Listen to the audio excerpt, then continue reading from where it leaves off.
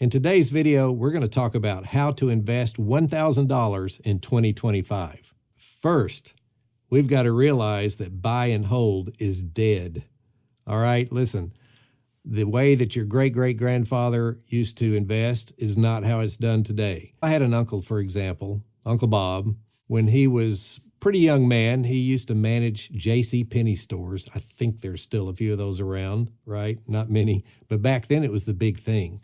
And he worked his way up, had the largest one in the world that he managed. But the big thing that he did, even though he made great money managing for JCPenney, was he bought a few thousand shares of Walmart stock when it was about 50 cents a share. Think about that. And then he held it his whole life. And then when he passed away, his family sold it, and it was over several millions of dollars. It was more than the money he made in his job his whole life. Isn't that something? So that's called buy and hold, where you would buy it, hold it for many, many years. And that's really not how we do this anymore. And there are a lot of reasons for it.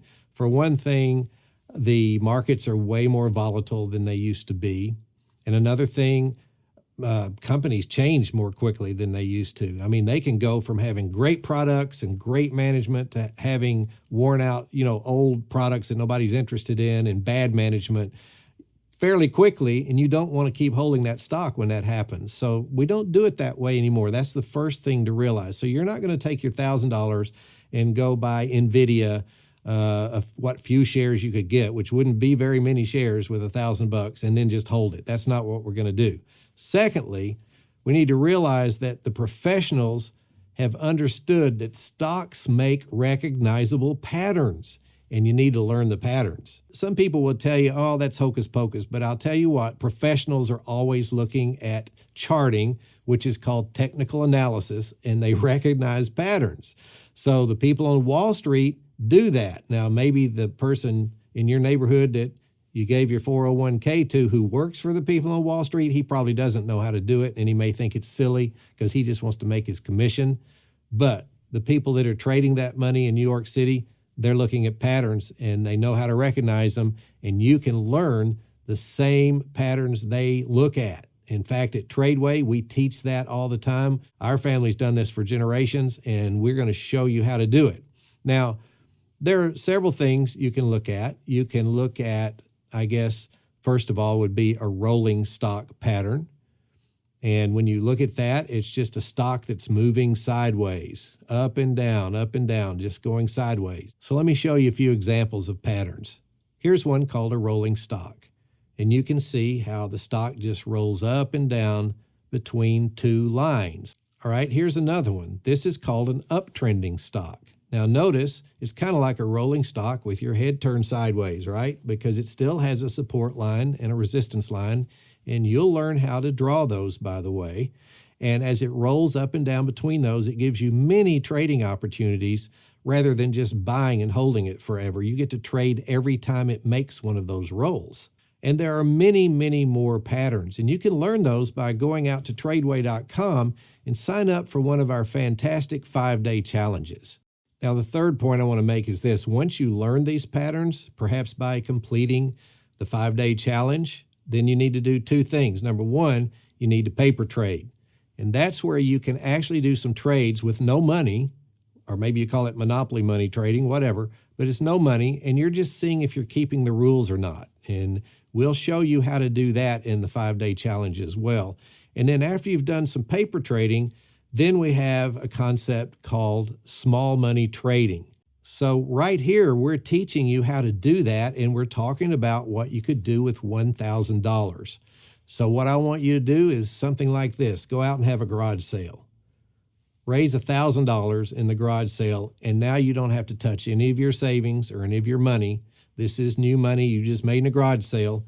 No risk, right? Because it's garage sale money. So take that $1,000, and we're going to do the small money trading with it. All right, so the next thing is that part of TRADEway's system is to do what we call this small money trading, and you're going to use this garage sale money to do this. And the whole concept here is to try to take that $1,000 and see if you could triple it in about 3 months, counting your losses, and then do it again. Because if you triple $1,000 the second time, you're tripling 3,000. Now, if it takes 3 more months, now you've got almost $10,000. You can start doing some damage with that. I mean, think about it. If you had $10,000 in your trading account that you made from the original garage sale $1,000, then if you needed to, you had the potential to go buy a set of new tires with Wall Street's money by trading with that $9,000 you now have.